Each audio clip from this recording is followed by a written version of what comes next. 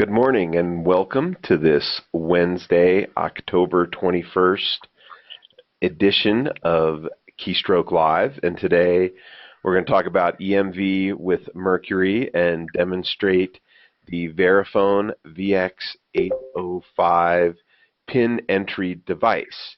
So I'm going to go ahead and mute everyone, and then we can ask questions at the end.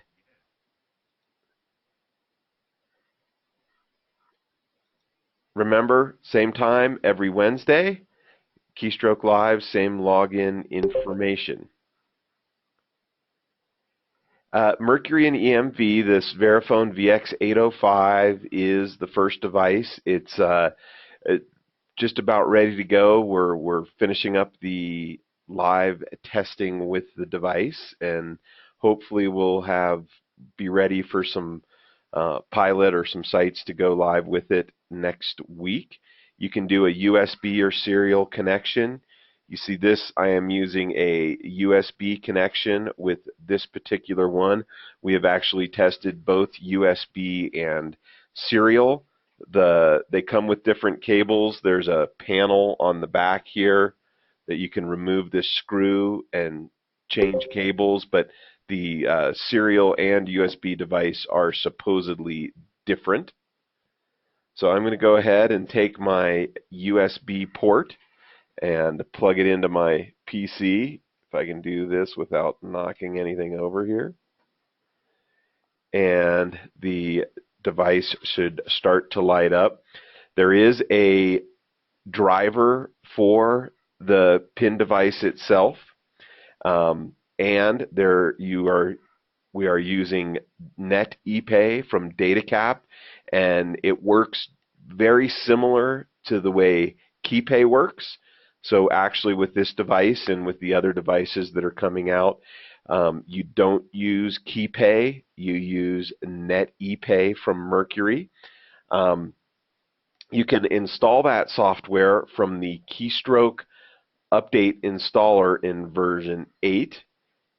And if I switch,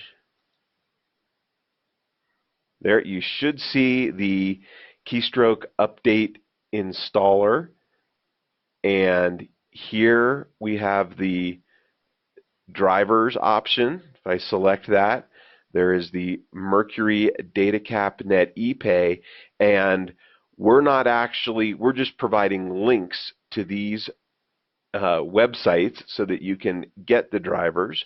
So we'll first look at the Verifone, and I'm going to go ahead and click that. Then I think I need to share what's going on here. This is the Verifone support portal. I'm going to move down, and here is a listing of the available drivers. And because they get updated, you see we have version 43, 48, and 52. 52 is the current one. I don't know if it's going to be next week or 2 weeks from now. There's going to be 54 or 56. But you basically just select this driver, download it, install it.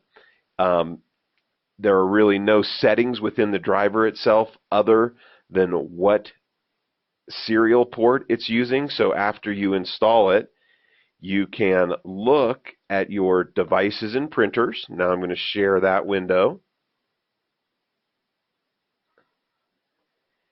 And in the devices and printers, you will see that there is the VX805 terminal. And it'll real easy, straightforward, tells you exactly what COM port it's on. We've installed it on a variety of different machines, and it's always gone in as COM9. I'm going to go ahead and close that and switch back to the update installer. And there is the Mercury DataCAP NetEP. I'm going to go ahead and select that. And I have to go back to my internet browser. And here is the landing page for the DataCAP software. This is Mercury specific NetEP 5.0. And you just select right here, download it, and install it. Again, this may be getting updated. Providing the link to this page means you're always going to get the current version, and it, it's a little bit, for us as a software company, that this is software Mercury is licensing and we're providing, so it's a little confusing, and we don't always get updated when they make a change. This way you'll get the latest version. This again is Mercury specific NetEP. So if I go, so you'll download this, run the install. It's very simple, quick install, and then you will get a NetEP icon on your desktop, and I'm going to start that up next. So I'm going to go ahead and close my Internet Explorer and start NetEP, and then switch. And here is NetEP, very simple, very easy to look at. Once you install it, it'll ask you do you want to go get a serial number, and you go and get a serial number, and then you come in here and do setup information. As you see, there is nothing you can change because it's all set up for Mercury, ready to go. You just select this load new parameters, and when you do that, it's going to say, oh, I don't have a serial number.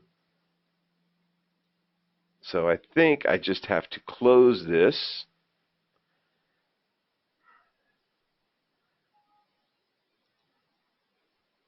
I just have to close it. Because I've done it on different machines, I'm going to open it again here. And now, when I open it, and this will happen the first time you open NetEP, its serialization is required. All you do is just say obtain serial number. It goes out to the DataCAP mothership and gets a serial number. Doesn't matter what that serial number is. You just select OK. It warns you, and I don't know if I'm being shared here or not. I'll be sure I am. There's a little warning comes up that you need to do the setup, and so now we just go in here to setup information. There's nothing you can really do except load new parameters, and it says, hey, it fails, deployment needs to be activated. Attempt activation, you say yes, and then I say I have my deployment ID. That deployment ID is something you get from Mercury. So when you sign up for an EMV account or convert your existing merchant to an EMV account with Mercury, they'll give you a merchant ID and deployment ID. I'm not completely sure if the existing merchant ID has to change or not, but they'll tell you what the correct merchant ID to use will be and give you this deployment ID that's issued by DataCAP. And there will be a unique deployment ID for every merchant. So it's not something you use generically for everybody out there. You see this is for Keystroke software. That's the correct merchant. I actually activated it on a different machine upstairs so I could show you how you enter the deployment ID here. So when I do this, it's going to turn off my other computer where I was running transactions and run the NetEP here locally. I'm just going to say yes. Are you sure? And then the activation will be complete. After it thinks about it a second, okay, and I'm ready to go. Now, this is the host. So a typical and the recommended installation is you'll have one computer on your network that's the host that is running this NetEP.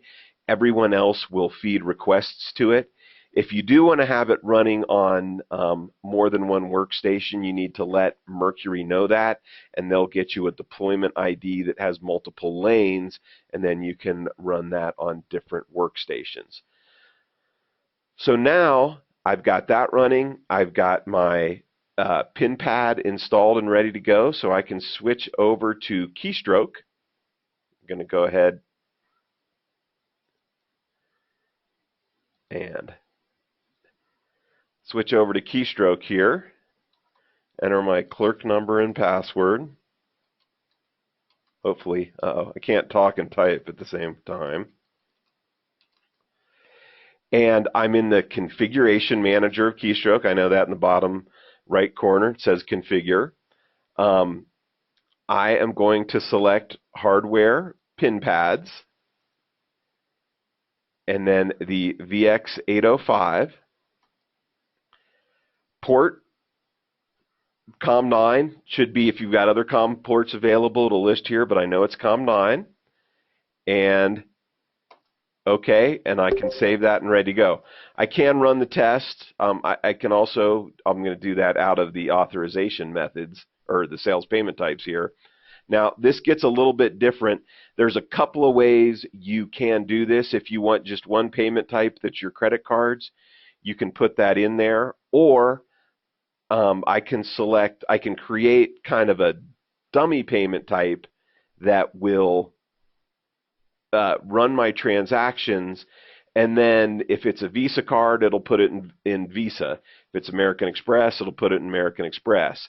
If it is a debit card, it could put it in debit. So you can divide all that up, and I'll show that to you right now here. Just selecting this, and I go into my authorization method, and I've got a Mercury Direct authorization method. Just going to press F3 here to edit that. I put in my merchant ID that I got from Mercury. Server address, because I'm just running one machine and I'm running the server on this machine, I use the loopback IP address, the 127.0.0.1. If I was running on a network, I would put in 192.168.0.23 or whatever machine the NetEP host was running on, and then all the requests would go there. Works great. We've tested it extensively here. Entry device is my pin pad. I'm doing EMV credit debit, and that's where I can come in here and do payment mappings. That Visa is going to go to Visa MasterCard Discover. MasterCard, Visa MasterCard Discover. Amex will go to American Express. Discover, Visa MasterCard Discover. So you can map when the approval comes back from Mercury which payment type you want it to go to. Just going to go ahead and save that. Now I can test the server, and it tested it, saw the server there, so it looks like I am set up and ready to go. I'm going to go ahead and save this, and if I go over here to hardware and pin pad, I can test pin pad,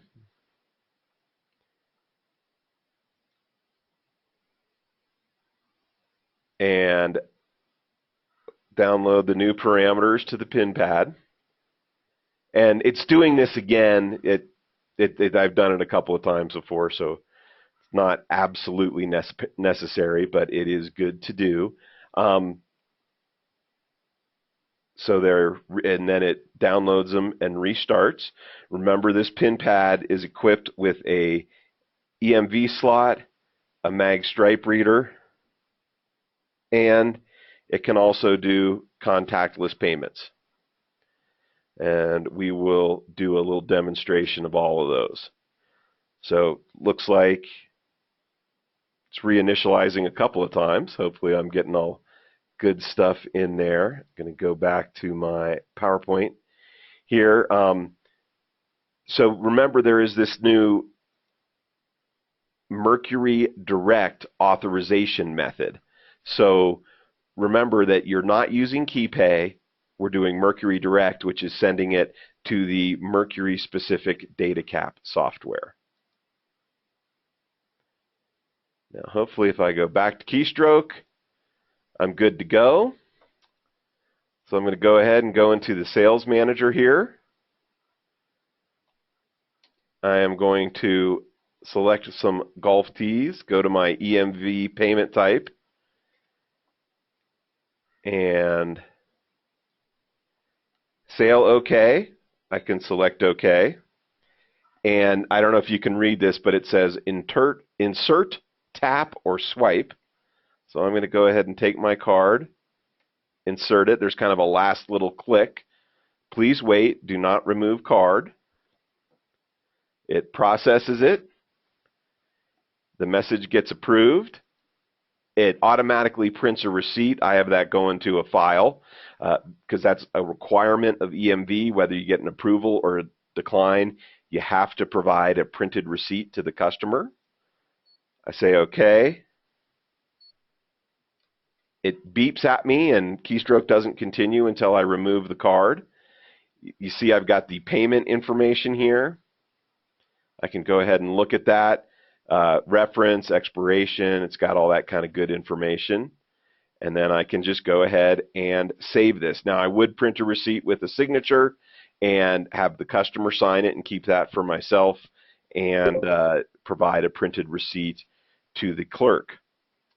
To the customer.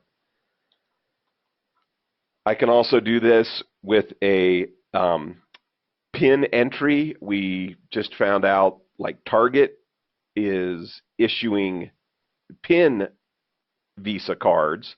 So they're credit cards, but they have a PIN. So I'm going to select that, and I would take this as my test card. And even if I insert the card ahead of time, I still have to do OK, but it's going to know that to go ahead and start doing the transaction. So enter PIN and OK. So this would be the process like with a European credit card, or some issuers like Target are issuing PIN credit rather than signature. So again, I've heard the term used as chip and choice, not chip and PIN. So you can choose. Pulled the card out, go ahead and save. This device also works with contactless payments. So I can take my phone, hold it close, my phone sees it coming. I just touch it. That's a credit card. And it approved it to my American Express. Now, if you see here, see how my payment type is American Express, not EMV PIN. That's because of the payment mapping that I used. The other thing I can show you here, if I put it in, select my EMV PIN pad. OK. So now if I take my EMV card and swipe it, it's saying, hey, don't use that. Go ahead and use the chip reader. So I can put it in there. So it knows if you swipe a card to say, hey, go back and use the chip reader. The amount gets approved. And I don't know if you can hear that, but the PIN pad itself is actually beeping, and I will have this message until the card gets removed. And if you do have a customer that's got a card that doesn't have a chip on it, you can go ahead and swipe it. It'll go through. There's not any other questions or delays. It knows from the magnetic stripe whether or not that is a chip card. So it's got that part of it ready to go. So that's a quick demonstration of the Mercury VX 805. If I go back to my PowerPoint here, there's this information. I did speak with Mercury. The next device will be the ISC 250 from Ingenico that does have signature capture. They are hot and heavy working on it now. They are saying first quarter 2016, but this morning they said could be December or January. That is also going to be the ISC 350, and I believe it's the ISC 480 that's got a real big screen and the IPP 320 will follow that as well. I guess once it's in the family, it's all pretty easy to get through. He also said that once they get through these first couple of devices, that more and more devices will follow as time goes by. So with that, I am going to unmute everyone and see if you have any questions. Yeah, Dave, on the ones that are pin pad and the phone near field communications, those don't require any signature from the customer, I assume. Yeah, I think the near field communication, they do not require a signature because you're doing the authentication via the device. As well as with the pin pad, same thing? Can you repeat that question? The pin pad also does not require a signature as well, I'm assuming. The WET doesn't require the signature as well? When you use a PIN number. When you use a PIN number, no, it does not require a signature, okay. But theoretically you do have to provide them a printed receipt, because that receipt, and I can pull up a quick example of what one looks like. Here's an example. It's got this information at the bottom that was part of the EMV transaction. And so that's the idea, is that if you got an approval or a decline, the customer has all of this information. I think that's a holdover from offline transactions. Okay, thank you.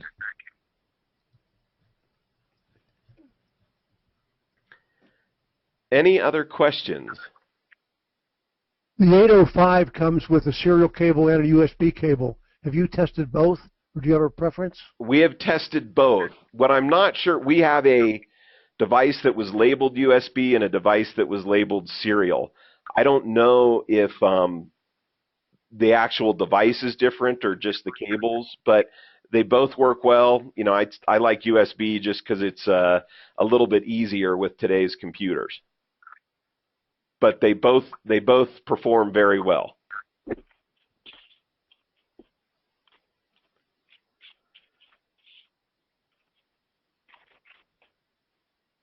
All right. Well, next week, by request, Mike Tabor is going to talk about closeout.